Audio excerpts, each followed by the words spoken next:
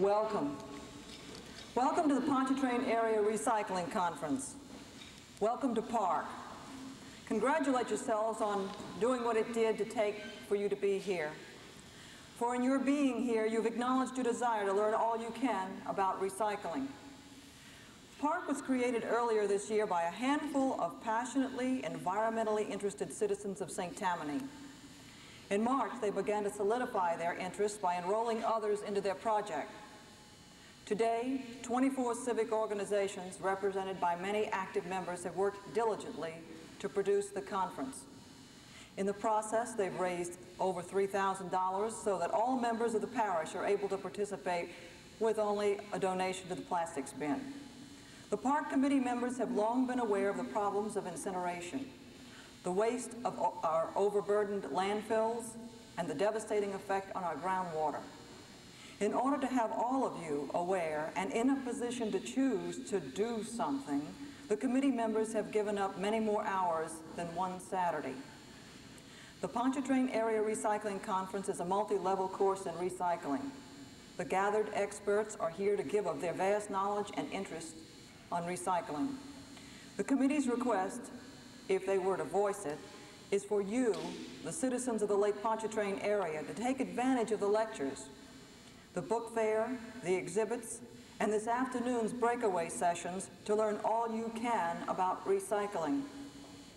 Governor Buddy Roma has issued a proclamation creating October 1988 Recycling Awareness Month, and today, October 22nd, 1988, Recycling Awareness Day. The governor is joined by a list of other communities such as the city of Slidell, the town of Abita Springs, the city of Covington, the city of Mandeville, St. Tammany Parish Police Jury, the town of Madisonville, the city of New Orleans, the parishes of Jefferson, Washington, Tangipahoa, the city of Kenner, and the town of Franklinton in issuing proclamations. All these proclamations can be seen outside in the hall. The state's proclamation reads as follows. Whereas the state of Louisiana is facing critical problems in disposing its solid waste in an environmentally safe and cost-effective manner, and whereas severe restrictions on landfills and public opposition to incinerators have raised new interest in recycling as at least part of the solid waste solution, and whereas each citizen of the state takes part in contributing to the waste stream and therefore should be part of the solution, now therefore I, Buddy Romer, Governor of the state of Louisiana, do hereby proclaim the month of October 1988 as Recycling Awareness Month and October 22nd, 1988 as Recycling Awareness Day in the state of Louisiana, and urge all Louisianians to learn the facts about recycling and to take an active part in area recycling campaigns. Joining us in this search of knowledge are many of our elected officials of the area. Park would like to acknowledge them at this time. Ladies and gentlemen, if you would please stand as I call your name and office. Clayton Bourne, who's a Park member. Patricia Pat Clanton, Covington City Council. Barbara Colthorpe, Director of Louisiana Litter and Control and Recycling. We have a few more coming today, and as they do arrive, I will be mentioning their names. Roy LeBlanc, Bessie Board, Congressional District 1. Johnny Livingston, Pearl River Alderman. Robert L. Bob Livingston, U.S. Representative, Congressional District 1. Jack McGuire, Mandeville City Council. And John Sarpy, who is District Manager for Congressman Livingston. Butch Stiegel, DEQ Recycling Department. And Dr. Paul Templet, Secretary of Louisiana Department of Environmental Quality. Thank you.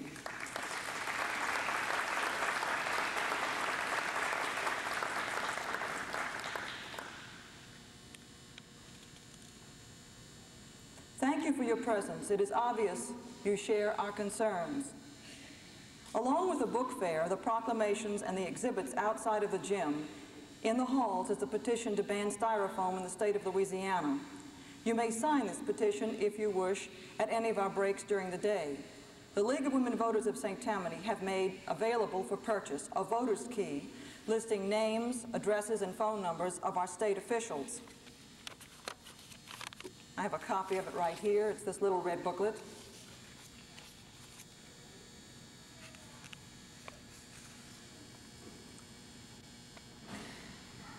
You may purchase it at any time, and it's also out, I believe, in the corner over here. In the back of your program, there's an evaluation form. Please fill in the form and leave it with us today. However, Park's address is on the form if you wish to mail it in at a later time. For those of you who do fill it in today, there are bins in the halls to collect them at any time this afternoon. The conference schedule for adults is located on page 4 of your program. Pages 16, 17, and 18 list the 24 active civic organizations and those hard-working professionals who volunteered many hours to make today possible. As you see them throughout the day, please thank them. I would like to ask Representative Livingston if he would come up for a few moments and say a few words. Long legs, great. Oh, got it. Before you move. No, I don't yes. need that. Does this work? Yeah, this works fine. It works fine, except that we're taping. Oh, okay.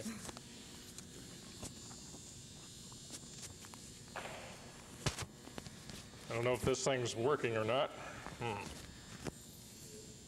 He says it is. Okay. Great.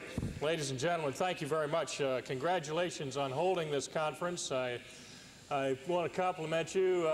This is one of the great problems of our age.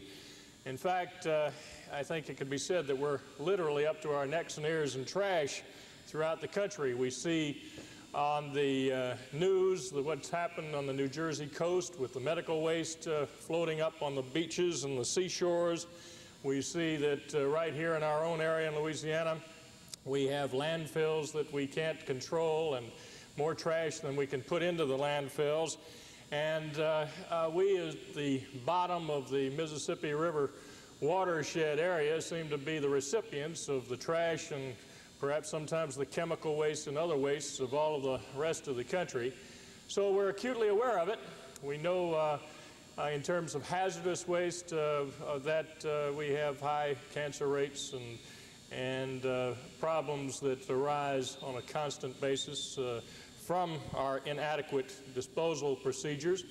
And in terms of simple garbage, we've just got more than we know what to do with. So it's my hope that conferences of this sort will increase the public awareness of what we can do. I've seen some of the great exhibits outside of what has been done with unused waste or recycled waste, and I think that obviously that's the way that we're going to ultimately be able to control the material that we no longer can afford to have around. We need to maximize our ability to recycle.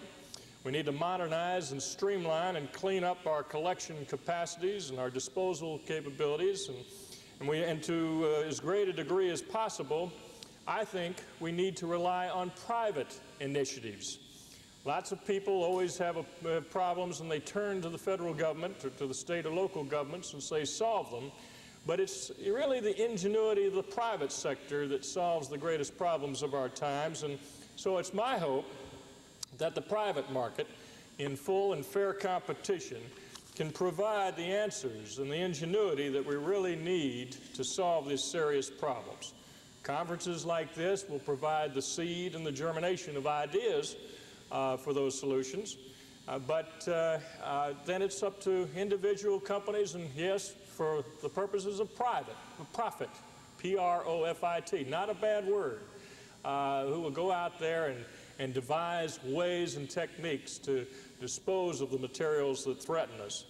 While I'm at it, I can't help but note on a related subject that a few years ago, actually for a period of 10 years, Louisiana was one of the states that was being considered to be the dump site of nuclear hazardous waste, the stuff that comes out of nuclear generators that we've never really been able to determine what to do with.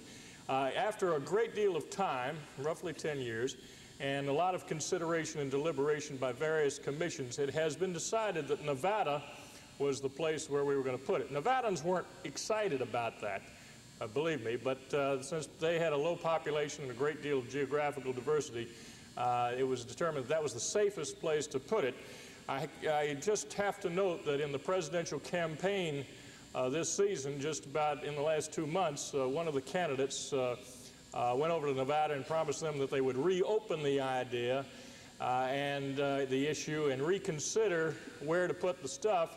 It was a good vote-getting technique in Nevada, but it was bad politics for the rest of the states, and we in Louisiana may be one of the recipients. So I hope that you'll be alert to that issue and protest if they want to put hazardous nuclear waste back here when all of the experts say that Nevada's the right place to put it. So once again, I just want to say thank you for having me here. Thank you for putting on this conference. I hope that we'll see more of these as time goes on, and more fledgling companies such as those depicted out with the exhibits outside in the hall growing, and that this becomes a major industry, a major competitive industry for folks who will end up taking away that trash that threatens all of our health and safety, livelihoods, and those of our families. Thank you very much. I envy those long legs. Before we continue, before we have our invocation, I would like to mention some of the corporate contributors.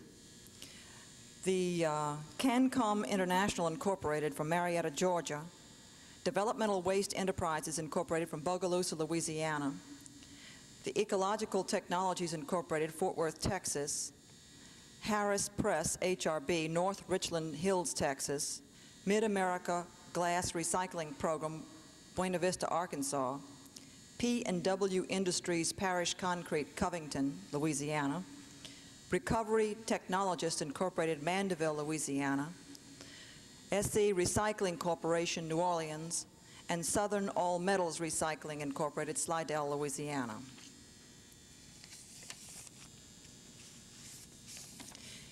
The invocation will be delivered this morning by the Reverend Dr. J. Richard Short. Dr. Short graduated from Davidson College in Davidson, North Carolina with a BA degree and a major in American history in 1966. He was assistant football coach at Davidson from 1966 to 67. He traveled in Europe on a motor scooter, covering 12 countries in 10 weeks through the summer of 67. He spent his seminary internship year in national politics in 69 and 70, working as a research assistant for Senator Gaylord Nelson, Democrat, Wisconsin, who was a longtime leader in environmental issues. While working on staff, Dr. Short did the primary research on a bill that became law which prohibited the shooting of timber wolves from airplanes. He received his Master of Divinity degree from Union Theological Seminary in Richmond, Virginia in 1971. In his senior year, he was student body president and was awarded one of 4 graduate fellowships for further study. He received his Master of Sacred Theology degree from Yale Divinity School in 1972 and his Doctor of Ministry degree from McCormick Theological Seminary in Chicago in 1979. He is presently serving as pastor of the New Covenant Presbyterian Church in Mandeville, a position he has held for the past 10 years. Reverend Short.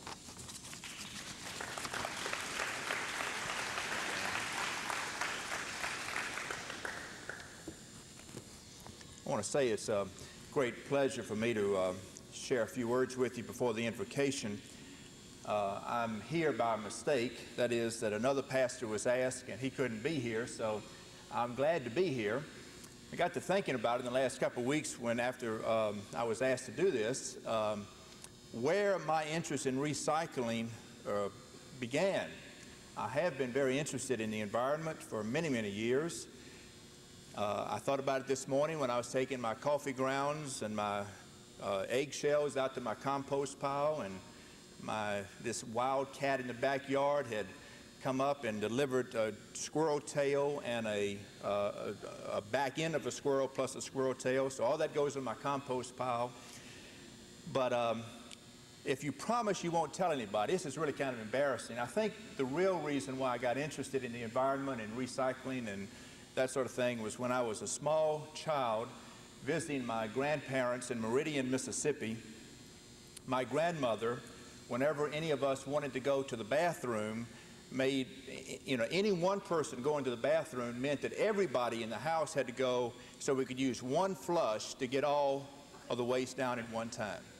So please don't tell anybody that.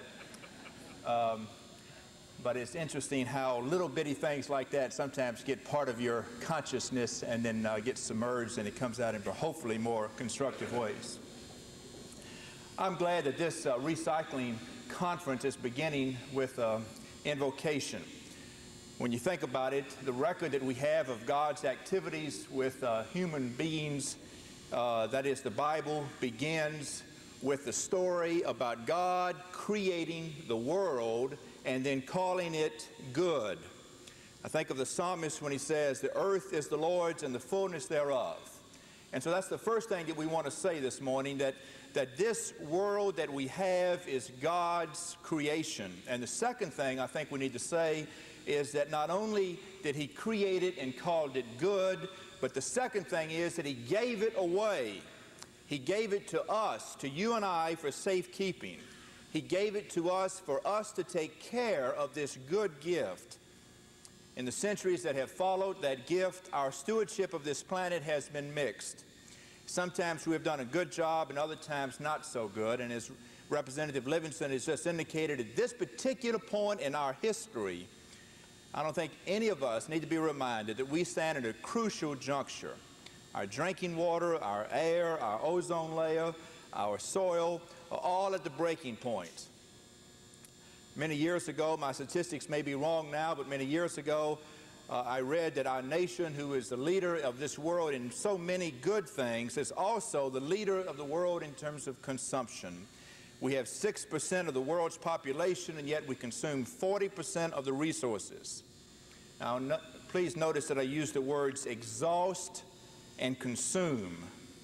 I thank God for a conference such as this, that we may begin to use verbs like conserve and recycle rather than exhaust and consume. Let us now pray for God's blessings on what may happen today and also what will happen tomorrow as a result of what will happen today. Let us pray. Almighty God, you created this world and you called it good. Then you gave it to us to manage, to take care of it. We confess that we have taken this precious gift for granted too often. We have been guilty of assuming that the world was like an overindulgent parent that can just give and give and give without our realizing that there may be a limit to that giving to us. Help us, O Lord, to begin to take responsibility for the resources that you have so graciously given to us. Thank you for those responsible for conceiving and organizing such a conference today. Thank you for those whose presence here today indicates a desire for better stewardship of your gifts. May we all be motivated today to do more than we have done in preserving and conserving and recycling, so that we can begin to live more in harmony and balance with this beautiful world, and that we may also influence others to do the same. Amen.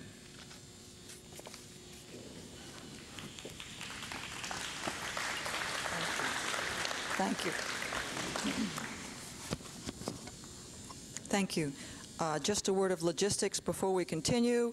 The map that is in your program apparently is inaccurate. Please use your map addenda. Is Carolyn Munster in the room? Carolyn, I would like Carolyn Munster of Park to come to the podium for a few moments. And while she's doing that, Dr. Templet, if you'd like to come up here, you'll be next. We would like to thank you for coming here, and we are members of Park. I'm Carolyn Munster and the treasurer, and we do thank you for sending in the checks and participating. I'd like everyone else to introduce herself. Hi, I'm Keith Milligan. I'm chairman of the exhibits and also helped picked this site for our conference today. I've been with Park since the onset at the very beginning. I'm Harry Boggs with Telephone Pioneers, and Malene said if I was real good, she would give me the job of hauling off all the garbage. I really appreciate that. At this time, I'd like to call Walene Glasgow up and present her with Chairman's plaque for spearheading this to make it today. We made it. We made it every morning at 7 o'clock. Carolyn, are you ready? Well, we're here.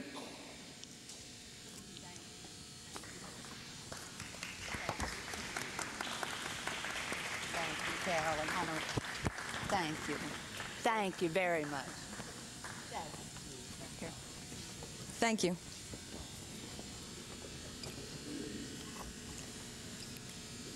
Let me mention one thing about the lights.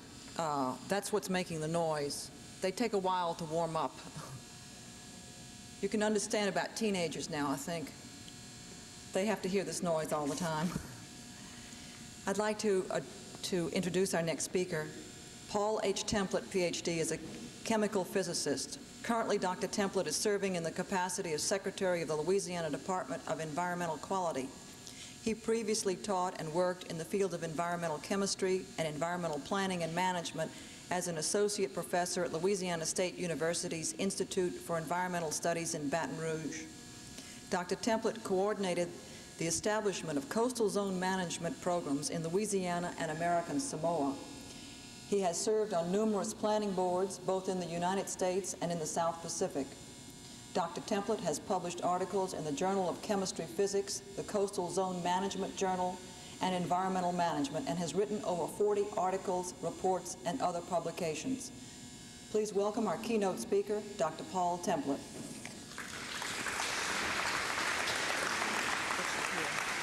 Thank you. Just on your shirt right there. Oops, outside. Yeah. Thank you and good morning. I applaud you for being here on a Saturday morning. I know what a sacrifice it is. I don't normally do these things on weekends. I try to keep a little time free. But if you're talking about recycle, I'll probably be there because I see it as a way to solve many of our environmental problems. From an ecological point of view, we've learned that those organisms, those civilizations that close their ecological loops are the ones that will be successful. Recycling is a way to close an ecological loop. By that I mean we no longer take things from one place, use them, and dump them somewhere else. We keep those things in the loop. That's important. It'll help to solve a lot of our problems. I'm going to talk generally about some things we're going to be doing at the DEQ for a few minutes because I've got you here as a captive audience and I do want you to know what we're doing. And then I'll talk more specifically about recycling and where the DEQ is going with it, and I think you'll be pleased with where we're going with it. Between the time that the last governor abdicated and Buddy Roemer took office, there was about a 4-month span in which he appointed some transition advisory committees. And I chaired one of those committees, and we did work for about 3 months and came up with some recommendations. We also had some findings. I'd like to share some of those findings with you. First thing we found was that the ranking of Louisiana environmental programs is very poor. There are groups in Washington that rank state programs based on a number of different parameters. Louisiana ranked about 41st.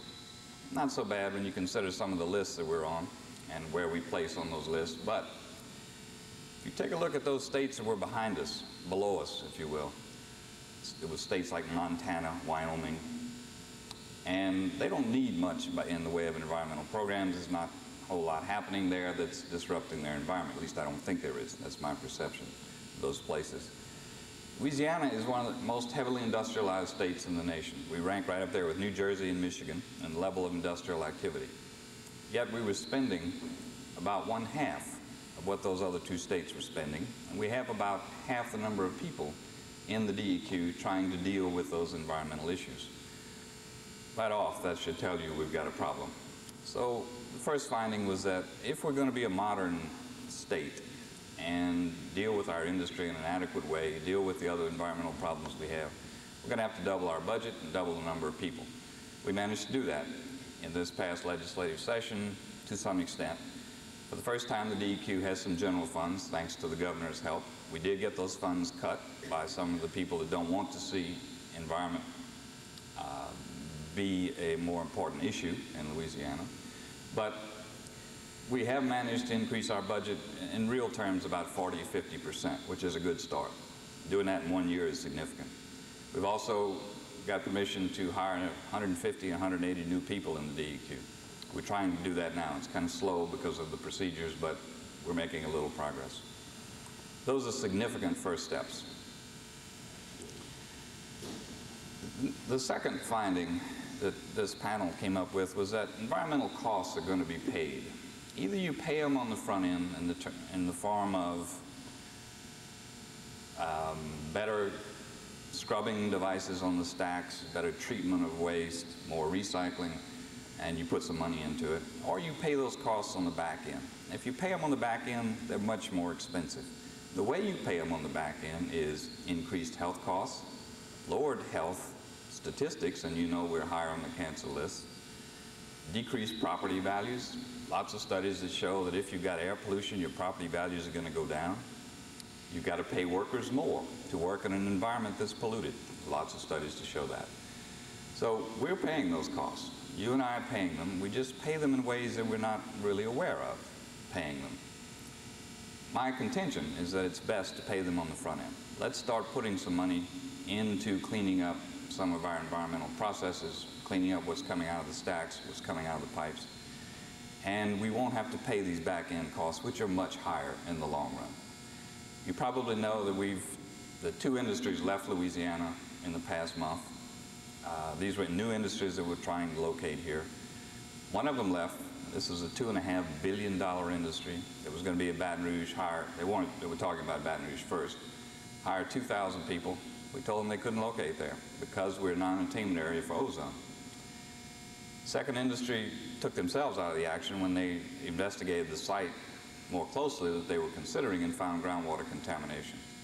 That industry didn't want to buy a liability, so they left that site. They may ultimately locate here, I don't know, but we've lost the first round.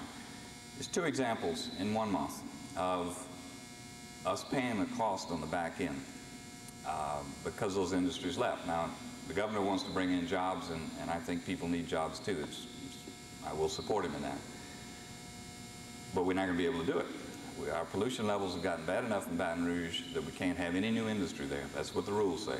And nobody really kicked out about it when we told them they couldn't locate there. I was really surprised. I thought the wrath of God was going to come down on my head. It didn't. In fact, the Chamber of Commerce came to us and said, what can we do to help solve the problem? They're recognizing that we've got to solve these problems on the front end. That's what this conference is about today. We're going to try to solve some of these problems on the front end. The next finding we had was that a clean environment is good for business. I did some correlations between those states with good environmental records, and you can find that in various studies, and those states with good economic statistics. It turns out to be the same states. California, other West Coast states, New Jersey now is doing very well, some of the Midwest states, Massachusetts, others in the Northeast. If your environmental indicators are good, your economic indicators are good. Conversely, if your environmental indicators are bad, as they are in Louisiana, your economic situation is bad. I'm not saying one causes the other. Statistics doesn't tell you that. What it tells you is that the two are very compatible.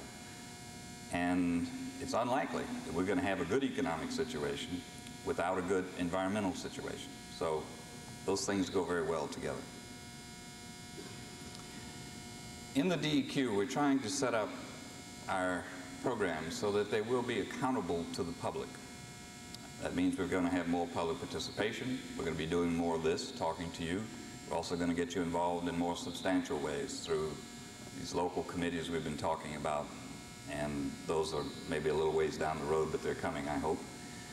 And we want you to rank us. We want you to tell us what kind of a job we're doing. All programs have to be accountable or else you never see any progress. And if you're spending state money, I firmly believe we should be held accountable. I think we can show some progress, but I want you there with us, helping us. That's one direction we're going to be taking. Another direction is that we've got to do more planning in the DEQ. We've got to learn to look ahead. Planning is nothing more than a way to avoid the mistakes of the past, to take what we've learned in the past and build it into what we do in the future. Right now, the DEQ operates on a day-to-day basis fighting brush fires. That's all we can do. It's the way we've done it in the past, and it's the wrong way. By the time the problems get to my office, they're so enormous that any decision I make is going to be the wrong one. I'm going to make somebody mad on one side or the other. And it's going to be wrong for somebody, that decision. The better way is to look further ahead, try to do some planning, solve some of these problems at the local government level, and in that way we avoid all these conflicts, I think, that come into my office. And I don't want to be the referee anymore. It's just too difficult a job. So right now we have to do the brush fires, which we're doing, because business has to go on, the day-to-day business of running the state. But we're also trying to do some planning, some comprehensive planning, so that we can look ahead. Siting landfills, for instance. I mean, that's one of the most difficult jobs I have, making those decisions about where those landfills ought to be. And if good planning hasn't been done on the front end about siting that thing, picking the right site, then we're in big trouble, because in the past, most people have picked the sites that were the cheapest.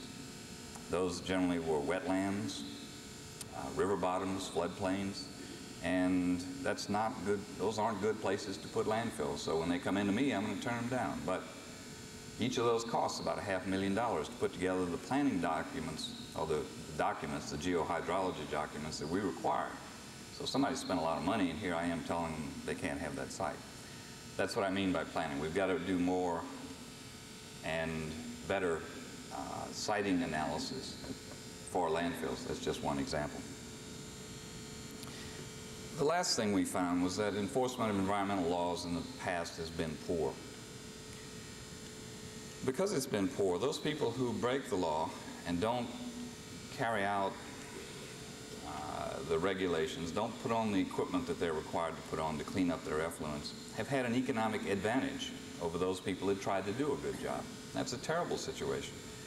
If a guy is over here not doing what he's supposed to be doing, and one fellow is doing what he's supposed to be doing, it's going to cost him more. Remember, that's the environmental cost we pay on the front end. And if this fellow that's not doing it right gets away with it, then everybody's going to try to get away with it. I've got to turn that whole situation around and make it just the reverse. That is, that if you don't follow the rules, you're going to be at an economic disadvantage. You'll see some more enforcement actions coming out in the future, and it's going to be a big part of our program. We have to do it. There's just no way to have a decent program without that kind of enforcement. There's no way to have a decent environment without that enforcement. To that end, I've created a new Office of Legal and Enforcement within the DEQ, and it's headed up by an assistant secretary. Her name is Liz Megginson. We did that in the legislature last year. I can't create offices on my own. I have to get legislative approval. That's the first time a new office has been added to the DEQ since its inception about 5 or 6 years ago. Let's talk about some new policies, where we're going with this DEQ and with the state of Louisiana's environment. In dealing with waste, number one priority is going to be waste reduction. That's primarily going to be applied to industries. I've already asked all the big industries in the state for a plan to tell me how they're going to reduce the amount of waste that they generate. If you don't generate it in the first place, you don't have to worry about disposing it. Second major priority is going to be the recycling of waste. If you generate a waste, then you should try to recycle it, or recycle as much as you can. In the area of solid waste, that is the primary way to go. It's difficult for you and I to reduce the amount of garbage that we generate, because it's primarily packaging over which we have no control. It's going to take the Congress, I think, to put some packaging rules on, or maybe a small tax, whereby you would tax manufacturers on the volume and weight of the packaging and maybe the biodegradability of that packaging. That would exert some economic back pressure against excessive packaging, and we all have excessive packaging. Lord knows you don't need all that cardboard and all that plastic that you bring home with you. But you got to do something with it, so you put it in the trash. So then recycling becomes the way in which we deal with those streams, those waste streams, especially when we're talking about solid waste. But I'm going to be pushing recycle for hazardous waste, for solid waste, for toxics, those things that come out of the stacks and out of the pipes. So it will be working, it will be figuring into a lot of the DEQ policies. I know the one you're interested in primarily is in recycled solid waste, and that's good, because that's going to be a big part of our program also. The third way that we deal with waste is find better ways to dispose of them. If you can't reduce the amount you generate and you can't recycle it, then you've got to dispose of it in some manner. And we're going to be developing new regulations about how that's done. Let's talk now a little bit about recycling. In the area of solid waste, the new DEQ policy, and I'm already carrying this out on a permit-by-permit basis, is that 25% of solid waste must be recycled. In other words, there must be a 25% reduction in volume at the landfill. We know what each municipality, each city generates in Louisiana, and if your municipality comes in for a new permit on a landfill, and these coming in every day now, I'm going to put this 25% requirement on. I don't care how local government does it, and often this is contracted out, so it's some waste management company that's doing it. I don't care how they reduce it, they just have to reduce it 25%. Let's let the private sector find some ways in which we can reduce it. And there's a number of things that are coming up on the horizon. You probably know Lafayette started a 26,000 household recycling program this week, I believe, earlier this week. It's the first time it's ever been done in Louisiana, especially of that magnitude. They're doing curbside recycling. There's 3 containers, I believe. I could be wrong, but I think it's 3 containers, and they're separating it at the household, and the trucks come by and pick up 1 container one day. At least I think that's the way it works. I don't really care how you make it work. I just want it to work, 25%. We'll be keeping the figures, and we'll be counting to see that you make your 25%. If you don't, then I can find the landfill. And the permit, of course, goes to the facility itself, whether it's a landfill, a recycling facility, or whoever is handling that waste stream that comes into it. So it's those people that will be accountable to the DEQ for this 25%. Now, after we decided to do that, and I've been doing this now for 7 months, putting it on permits, that's why Lafayette started up. I mean, they've known about it for a long time, about 6 months. After we announced this, the EPA came out with the same announcement, which is kind of interesting. I'm not claiming credit for setting priorities for the EPA, but they came out with a 25% reduction over a number of years, and we're going to give people 3 years to get there. So it's not a wild scheme. In fact, it's going to be national policy, I suspect, within a year.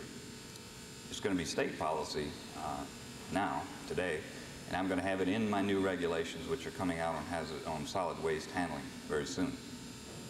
So we're going to be doing quite a lot for recycling and making it happen, and it's really great that there has been no enormous outcry from people saying we can't do it, it's impossible. We can't handle 25%. We don't want to separate the garbage. I haven't heard any of that. It's amazing. I thought I would hear a lot. I haven't. So far it's being done. And no one's saying it's an unrealistic goal. No one's saying we won't do it. In fact, there are towns that are beginning to do it now. New Orleans will begin doing some recycle within the next few months. They have come in for a new permit, and I put that same restriction on their permit. So it will happen. It's going to happen.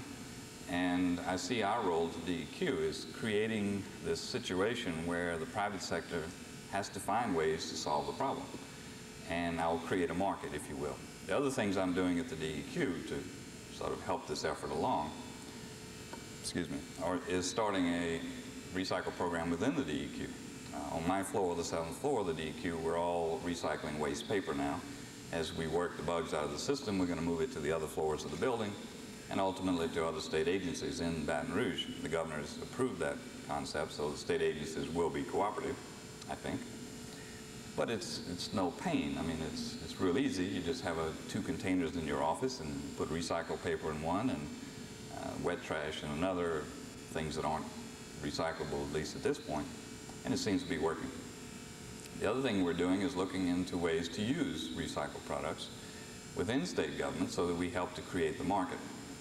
It would be absurd of us to only do one part of it, which is to create the situation where there's recycled things put back in the stream without us using that stream as we created. So we'll be doing a number of things, I think, that will help the kinds of effort that you're interested in. Now, we have some new regulations that are going to be coming out. These don't deal with recycling necessarily. One of them is marine vapor loading at the DEQ.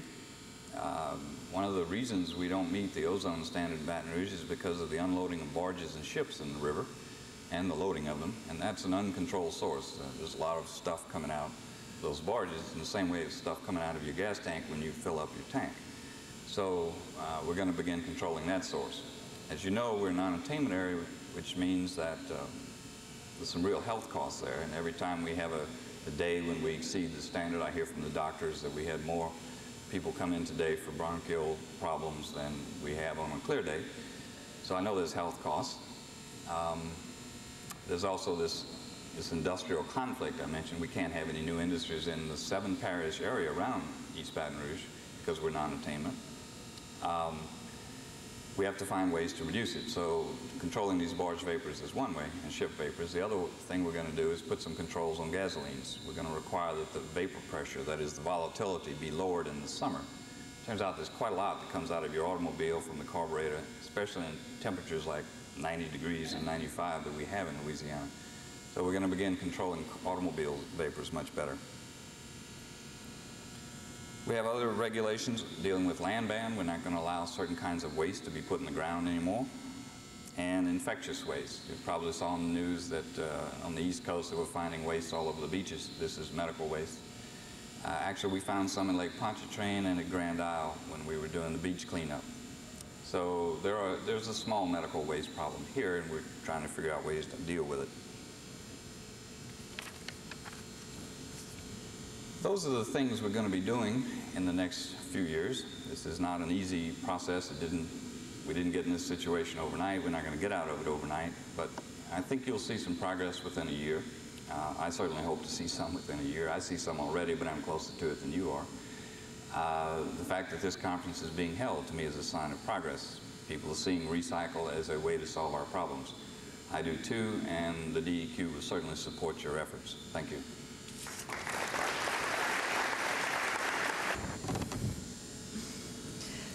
Dr. Paul Keynote. Dr. Paul Keynote lives in Canton.